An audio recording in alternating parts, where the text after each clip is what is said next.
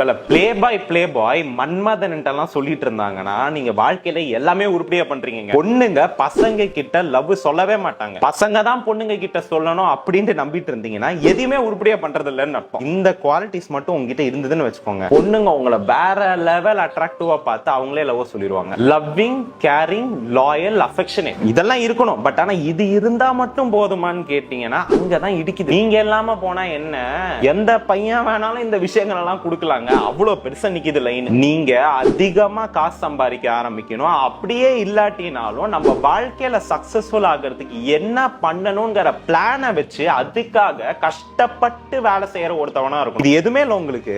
ஆனா I love you அந்த பொண்ணு கிட்ட சொல்லுவீங்களா? ஆனா அந்த ரிலேஷன்ஷிப்பை ப்ரொடெக்ட் பண்ணி ஃபாஸ்டர் பண்ணி அந்த பொண்ணு ஆசைப்படுற விஷயங்களை பூர்த்தி செய்யறதுக்கு பினான்சியல் கெப்பாசிட்டி உங்ககிட்ட இல்லாம போச்சுன்னா எப்படிங்க அது லவ்வா இருக்கும்? லவ்ங்கிற எமோஷன் அண்ட் ஃபீலிங் சோறு போட போறது இல்லைங்க. பொண்ணுங்களுக்கு காசு மட்டும் தான் முக்கியம். அது இருந்தாதான் வருவாங்கன்னு சொல்லி அவங்களை அசிங்கப்படுத்தி ஒரு பிரயோஜனமும் இல்ல. நீங்க இப்ப பணக்காரனா இருக்கணும்னு இல்லைங்க, அவங்களுக்கான ஒரு நல்ல ஃபியூச்சரை ப்ராமிஸ் பண்ற அளவுக்கு ஒரு பர்சனா இருக்கீங்களா, அதுதாங்க முக்கியம்.